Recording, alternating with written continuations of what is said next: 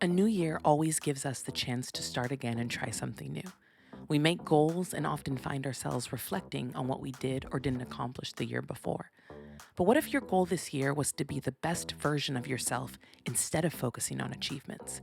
Well, for my guest today, Broadway veteran and singer songwriter Terron Brooks, this year isn't about what he wants to do, but who he wants to be. You're listening to We Need to Talk. So you got something to say that is on your mind. We need to talk about it.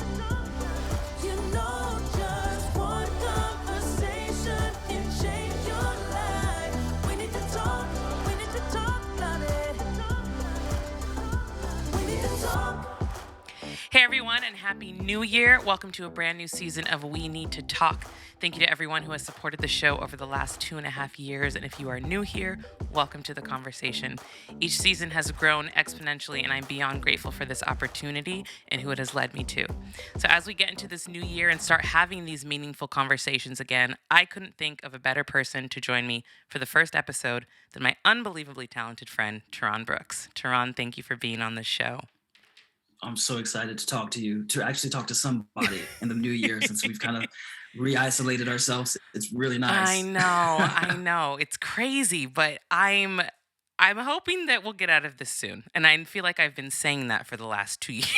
It does feel that way. And as I'm saying that, I hear myself saying, but what if it doesn't? Meaning not out of pandemic, but what if this is new, the new way? Yeah. And I keep saying we'll get out of it to get to what? Yeah. Hopefully something new, but maybe it's not, and maybe we're fooling ourselves. I don't know, to think that we're going to get out of it. I don't even know. I think you just have to define what that means, because I'm Absolutely. sure what your definition probably just means, into better things, Absolutely. into hopeful things, which I think we all want. Yeah, So and it's a new normal thing, but I also think when you go into a new year, like everyone always has hope, that this year is going to be different. But even when you're looking at like success, your life, making anything different, the new year always kind of ignites motivation for people.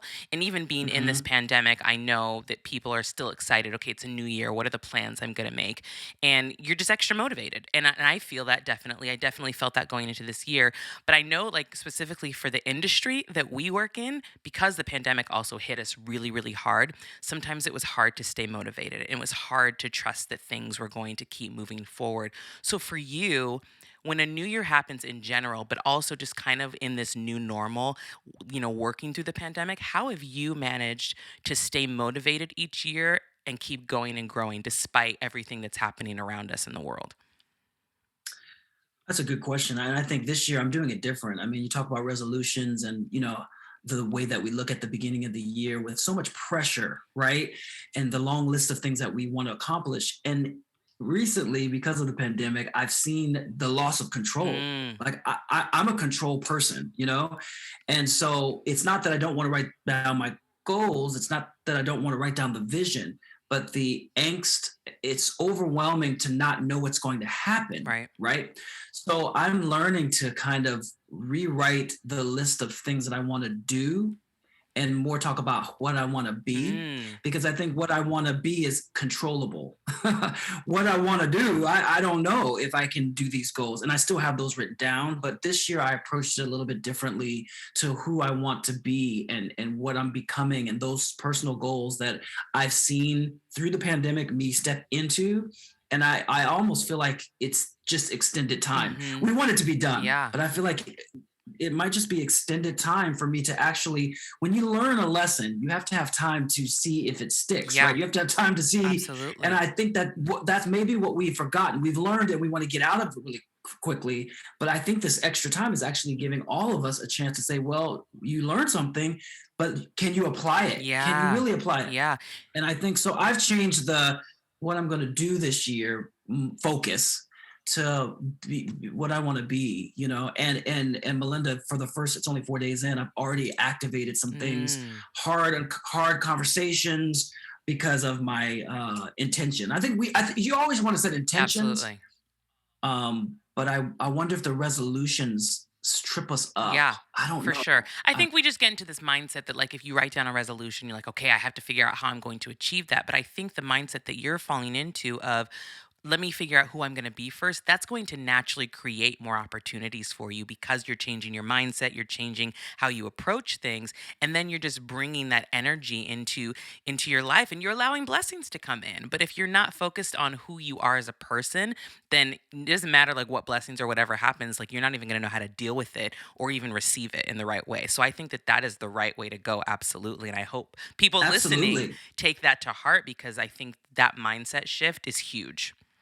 Well, some of the reasons why we can't open doors or walk through doors that we want is because we're not the person that needs to walk through those doors. Yes. We spend so much Yes. time advancing and trying to get the key. How can we open the door and walk Mhm. through? That's great. What happens when you do? The door opens and you walk through, and a mess walks through, Yes. you know what I mean? Yeah. Or a disaster walks through. Yeah. You know, I just think so. Reframing that, Malynda, I love what you said. I actually believe that more doors will open and more doors will close if I start becoming what I want to become. Then the doors will find me that I actually need to Mhm. to consider. So it's definitely a cutting down of some of the fat and trimming some of these things in our lives that are unnecessary to get to the real heart of who we want to be and what we really Ye want. I think we mask some things because of fear. Absolutely. And sometimes you sit with yourself and say, hey, what do you really Yeah. want? Yeah. Well, I think, and also just the industry that we work in, we're conditioned to think that what we want or should be striving for is fame, a certain amount of money, a certain amount of whatever. And we're never allowed to just kind of scale things back and be happy with that and accept it. You know, we are always told like, oh, well, if you want to be a singer, then you want to be Beyonce or you want to be Michael Jackson. It's like, no, actually, I think I'm okay being here. If I can make a living, support my family, and do what I love with the gifts that God's given me, then it actually fulfills me. Yeah, the biggest lie is that there's only one way. Mm, mm, mm, That's mm. the biggest lie. Yeah, If you're sitting here trying to be successful and you're looking at one person or one thing and saying that's how they did it, the lie would be that that would be the only way possible. yeah. It's just not, you Yeah. know. So when you look back over your life and your career trajectory, and we're talking about, opportunities that maybe you felt you wanted, but for whatever reason, you just didn't get it. Did you want to give up or did you realize, you know what? I wasn't prepared for that opportunity and I wasn't supposed to have it at that time? Well, I think any artist, that's the story of our life. You know what I mean? Whether you're told no, or whether you're not ready, or whether you're rejected, or whether you want to give up, it's a constant balance between the things that we actually do need to give up to receive what we really want, Mm-hmm. and then those things that you actually need to press through. I think that's the hardest thing for a soul, a creative soul, to navigate. Should I keep going because this is not working, or should I stop? I'll give two examples. When I did Lion King on Broadway, as my first Broadway show, I was told 7 times no, Mm, and there was something internal that said, "I can be a lion. This is ridiculous. I'm going." I continue to go. That doesn't happen a lot, but I highlight that because sometimes you do need to proceed and you do need to persist. Um, but to answer your question, what comes to mind is Hamilton. I auditioned for Hamilton a couple times. It's the biggest, hottest thing on the planet. And of course, you want to be in it because you feel like opportunities are going to be handed to you, and it's the best thing ever. The visibility, all these reasons. absolutely. But internally, I hadn't resigned if I really wanted it to be in it for the right reasons. I knew I was supposed to. I knew it was an opportunity. Every black man, everybody was going. I knew I should. I knew I had to, but I hadn't resigned if was really for me. So Yeah. on my birthday, I had a final call back, and I'll say it because I'm not embarrassed now, but it was my birthday and I was in front of the whole creative team and I did the rapping, and I don't know if I was great. I don't know, but I wanted to get to the singing part. And so this is 101. Do not do this on auditions. The 101. I was done with the portion of the audition and they said, thank you very much, but I hadn't sang the big song. And I was like, oh, so you guys don't want to hear the song? I mean, and the words came out. You never do that. The Yeah. words came out so fast. I was like, because I was so insecure with what I Yeah. did. And I was like, if I could just do the song. And they said, no, that's all. Thank you very much. I remember it was my birthday, leaving that auditioning and laughing for about 30 minutes after that, instead of condemning myself or being embarrassed, which I should have been embarrassed. It was ridiculous, but my fear just rose up at that Yeah. moment. But it showed me that I wanted something too bad. Mm, Like I stepped out of myself in my integrity and what I knew was right for what, you know? Yeah. And I realized now, not being in Hamilton, of course, which is a wonderful thing. I have many friends in it. It's my favorite show. I love it. That wasn't for me, because during Mm. that time in Hamilton and that commitment that you have to be in Chicago or New York, wherever, if you're on tour, that long extended commitment, which would have been 2 years ago or a year ago, I have done so much since personal development. Let's forget about accomplishments and achievements, Yeah. but personal developments, personal growth. I'm a producer now. I'm looking for projects that fit me, that extend beyond just getting a check every week. And that's where I wanted to go anyway. So Hamilton would have been amazing. And I'm not even saying I don't want to do it or whatever, but in that particular period of time, that no or that thing to me was significant to say it wasn't time, or check yourself. Yeah. Do you really want this? Mm-hmm. Mm-hmm. I don't know. So I think some of the no's, like I said, you have to decide if you need to be persistent, or do you need to give up or change course. I'd say never give up. Right. Never, ever, ever, Right. ever give up. But does it look at if it's a different road? Should you turn left here or keep going straight? You know? Yeah. So I think it's interesting that you bring up checking yourself, because we work in an industry that is focused on self interest and ego. And you and I have connected most importantly about our faith and our faith journey. But for you, what has been the most difficult part about being a person of faith working in this industry? Oh, that's uh the faith part is never difficult for me because I have a foundation of it. So I'll be honest, that's never a struggle about my beliefs and what I'm firmly planted in.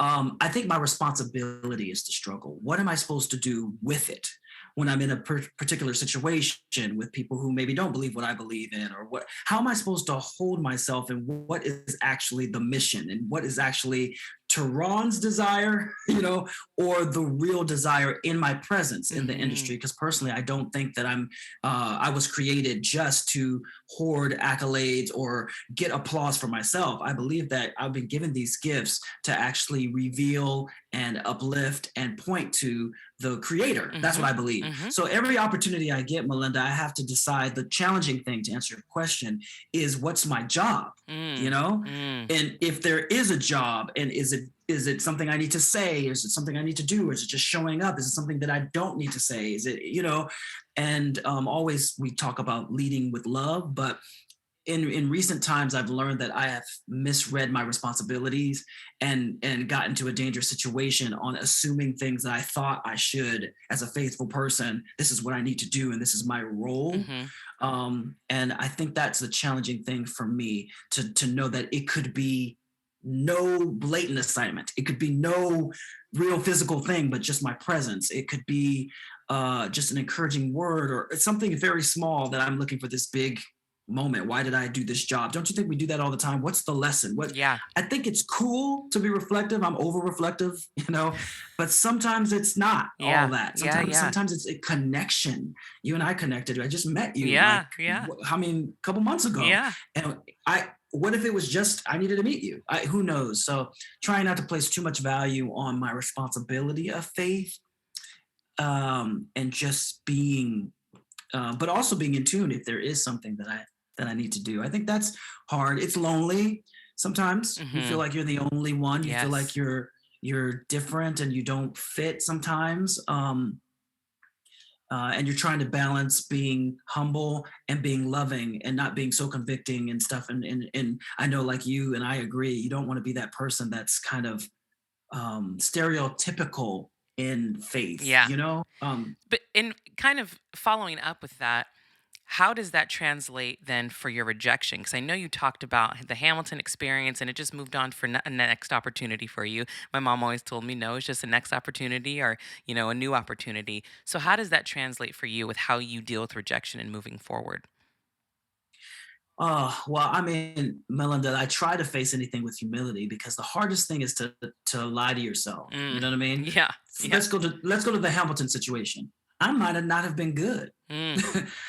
I could easily say, "Oh, it's not for me," and I didn't. They did. I could not have been good. You know what I mean? Or right. You know what I mean? Right. Now I say that knowing that a lot of the jobs that I've gotten, I was not. My audition wasn't all that. You know what I'm saying? It was something else that someone saw in me. And so I always say that sometimes your worst audition is the ones you get called for. It's the Yeah. jobs you get. You know Yeah. what I mean? Yeah. So you got to be careful with how you look at how you present yourself and the job and what the expectation is on it. But, to answer your question about rejection, I have to be honest, Now, if I've done my best, I know your best. I mean, it doesn't mean you were amazing, but if you're like, man, I prepared and I did my best and you still didn't get it, then it might be easier to factor in some of the other things like why didn't this happen, or maybe this wasn't right for me, or what the lesson is. But I don't believe I'm trying to get out of being disappointed. I'm Mm. trying that word. Now, let me say, I feel disappointed a lot. I feel it. But if I trust in God and I trust, say, like this year, all these things from our calendars are being erased. But what about God's calendar? Like, Mm. what about all the things that he has that we cannot see, right? There's nobody's going to be able to disappoint me except people, things, but God who holds my future. So this concept of being disappointed is where from rejection to disappointment, right? Yeah. I try to eliminate that, go, okay, if I trust you, God, it doesn't mean I won't feel bad. It doesn't mean that I won't, God, this is a missed opportunity. I think I really wanted it. I'm not saying that we should deny those feelings. But what ultimately gets me out of that is trusting that, whatever it's going to be meant for me I'm going to get, Yeah. I'm going to receive. So we can control the rejection trajectory, how that looks. Yes. And we think we are victims of rejection, or we're victims of disappointment, or we can correct that. Just like what you said with your mom saying whatever she's saying, that whatever it is, those adages that we don't want to hear in the moment when we're hurt. Yeah. We can control that and say everything is in a line. Everything is perfect. When I go to auditions, I ain't trying to get a job. I look at an audition as an opportunity to share my gift. I love that. That's it. This is a day they get to hear me perform, sing. I get to show them. And if it works out with their schedule and my schedule and God's schedule, we'll do it. If not, so there's really no angst on it, in recent years. Absolutely. And you've obviously shared your gifts with many people because you've had an incredibly successful career, whether you feel like you have or not, but you've been on Broadway, you've toured, you've done TV, you've done film. And we know that in our industry, there is a lot of talk about age. And not that I'm trying to age you, but there are a lot of views on age. And for you, how have you blocked out that kind of rhetoric and just lean into, what, it's never too late for anything to happen in my life in terms of achieving your goals? Well, I think a couple of years ago, I literally looked in the mirror and looked at myself. I looked at the gray hair. I looked at the loss of hair. I looked at the bags. You know what I mean? I really spent a good, considerable amount of time looking in the mirror. And as an actor, sometimes we do that a lot to prepare, but we don't really look internally through the mirror. And I told myself, I go, I'm not going to let this, my face, the features, my body, my age, none of it. I'm not going to let that define my destiny. And if I would be naive to believe that I wouldn't be progressing, growing, getting older, getting whatever. And I really subscribe to the best is yet to come. I tell myself the very best is yet to come. And so if that means I'm 47 right now, if I really subscribe to that, I can't wait for 48. I can't wait for 50, because all of the knowledge and the things that I've learned and I've grown, I've worked on myself and I'm becoming to step through those doors.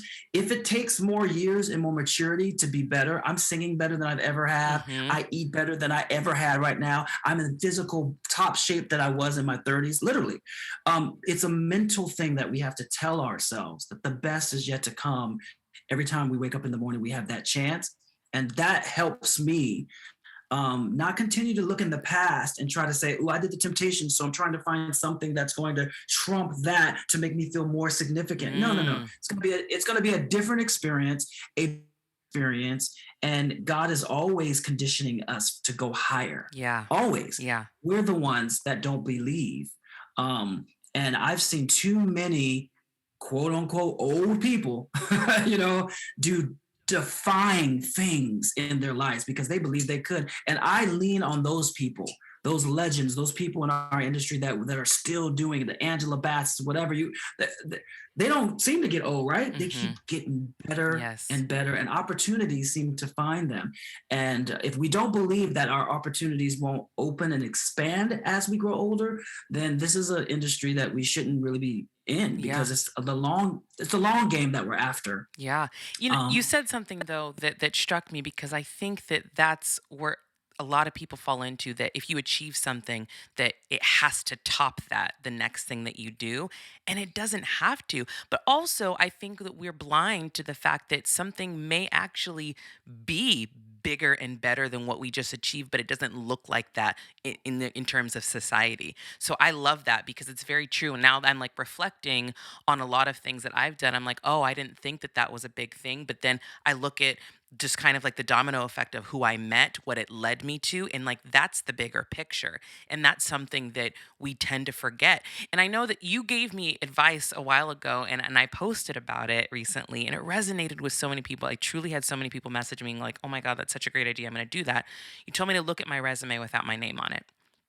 And it was such an interesting thing for you to say, because I was like, I've literally never heard anybody tell me that. And I did it. And it was so beyond eye opening. And I really did feel overcome with how blessed you're I the have bomb, been. huh?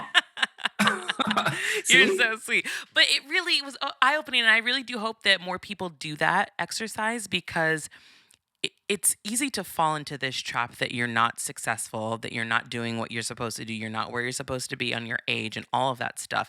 But it was really eye opening, and I'm very grateful to you for sharing that with me. But for you, when you've done that for yourself, what's something in your life that you accomplished, and when you reflect back on it, it kind of just takes you back, and you're truly amazed, like, wow, like I was blessed with this opportunity. This is amazing. Um, it used to be one thing, it used to be the Temptations thing, because my story, if most people know it, I went in there with well-known actors. I mean, that was the first film I'd ever done. I had no resume. It was not going to happen for me. And to be chosen in for that many, many, many years ago set me up in many wonderful ways, but also in many debilitating ways as well, because I kind of was young and didn't and thought it would equal something, or it meant something. But what it really meant was that anything that was for me, that role was for me. It Yeah, was designed for me. Not absolutely. that I was the best person or whatever, but nothing could have. It was. I couldn't have done anything wrong. It's just I stepped into the moment. So that does define a lot of things for me. But when I look at my resume now, it's more of the variety. I look at I've always wanted to be able to make choices and do different things and use all of my gifts and talents. And so when I take my name off of my resume and read this person and say all the different various things, maybe it's not premiere in each one, or I'm fame in each one, but to be able to have a life that's well-rounded and something that I've chosen, because sometimes you feel obligated. And I think that's what happened to me in the Temptations. I kind of felt obligated that I was going to be a movie star because I was in this movie. Yeah. And it was false. It was false. It wasn't true to the purpose of my life. It presented itself in a way where I thought, I guess I should unwrap this. And it really hurt me many years when I was chasing after something because I got something, like you said, to match it, when that wasn't the point of Mm, that specific thing. hmm. I'm an encourager. And so anytime I can encourage people, if I have a book, if I have a podcast, if I've been on Broadway, if I've been on TV, if I can record music, if I can be a producer, see all of those hands, those fingers I get to use. And I think that's what stands out to me when I look on it, the resume, not necessarily what the thing is, but the fact that I've been able to been blessed in many ways, at least to try it, right? Malynda, what if I don't like one of these things? Right. How many people can't even try one of those things? They Yeah. want to be on TV, or they want to.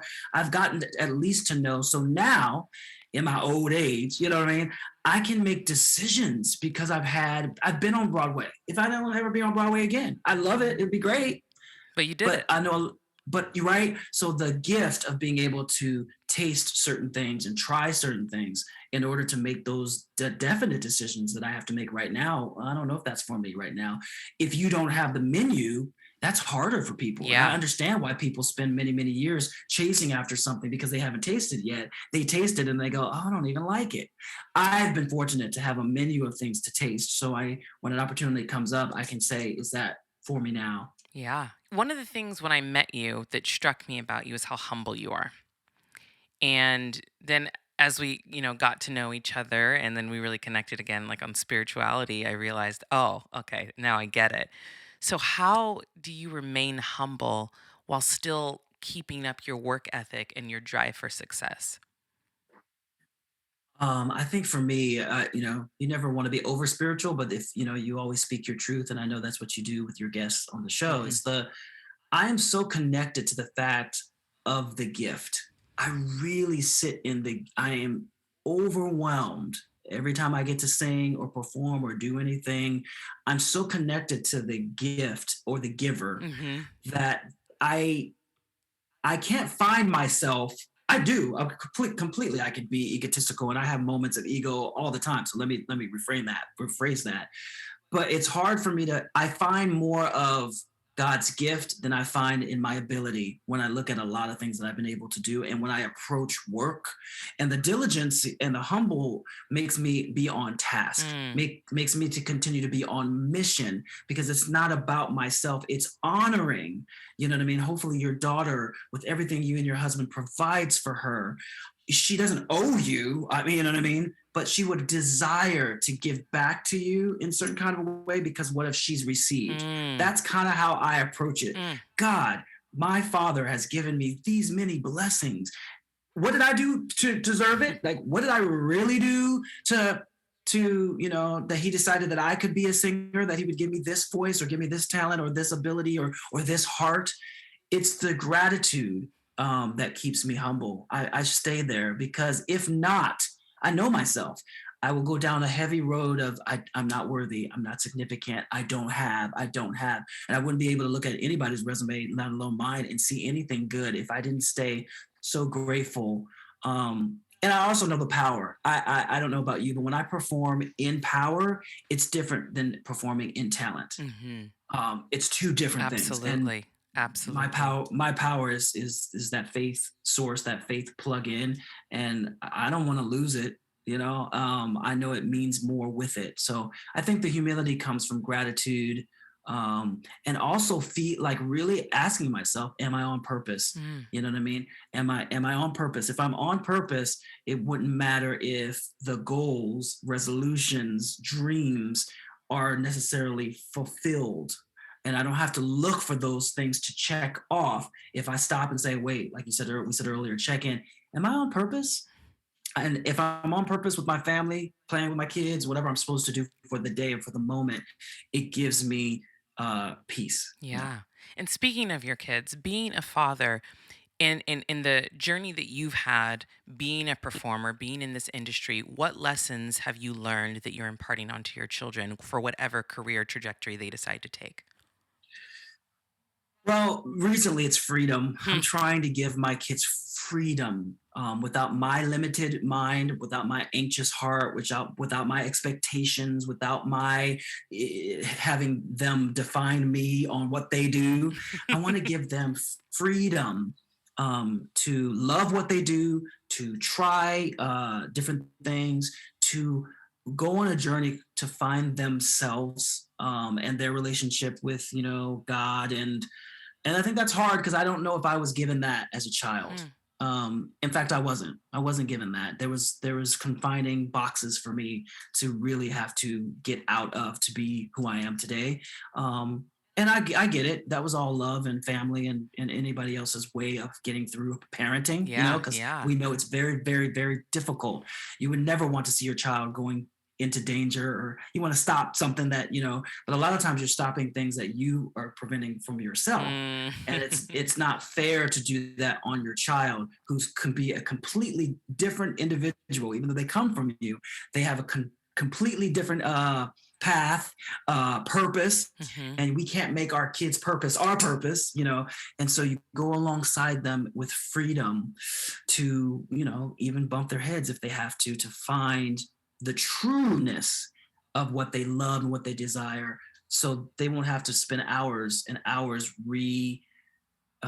going back on things, that mistakes they made because they felt pressured to Yeah. become something that they're I not. think that's Or great. I think that's great. So we're in this new year now, and your goal is to be who you're meant to be, to follow in your purpose, how God made you. So, how are you planning to hold yourself accountable to stay in that attitude of gratitude? love it. You have to tell people. You Hmm. have to tell people your plan. Hmm. You have to find, you will not be able, Malynda, I'm so glad you asked this.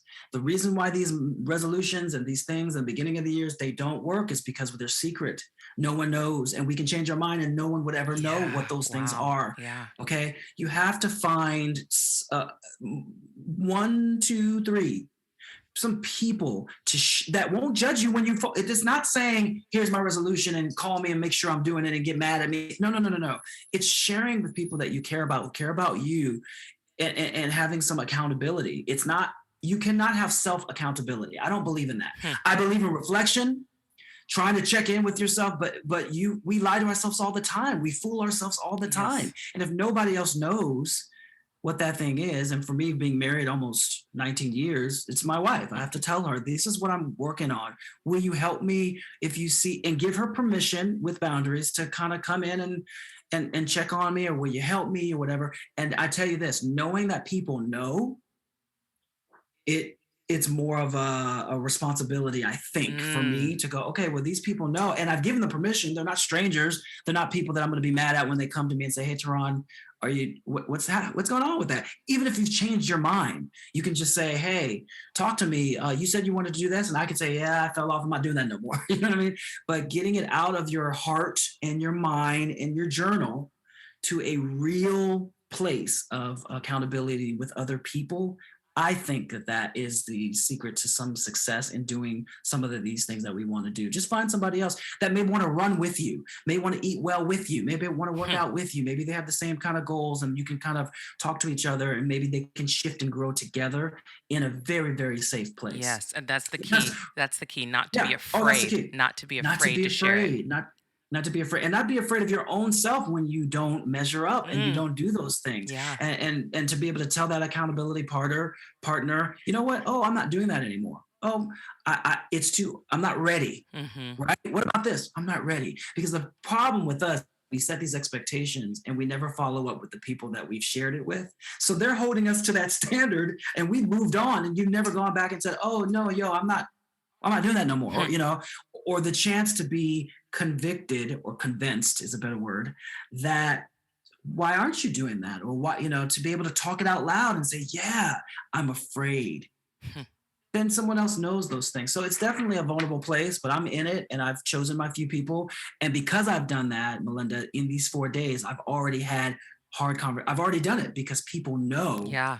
that's what I'm working with. Yeah. My wife will see me in a mood and she'll know because I told her. Yeah. And then I'll be able to express. Your thing is called what We is need it? to We can talk. talk. Let's Yep. talk. That's the biggest thing that we do not do. It's so simple, but we don't communicate. We might talk, but really just be like, I messed up. I dropped the ball. I'm sorry. I didn't mean this. I don't know. I'm frustrated. I'm mad. Talk.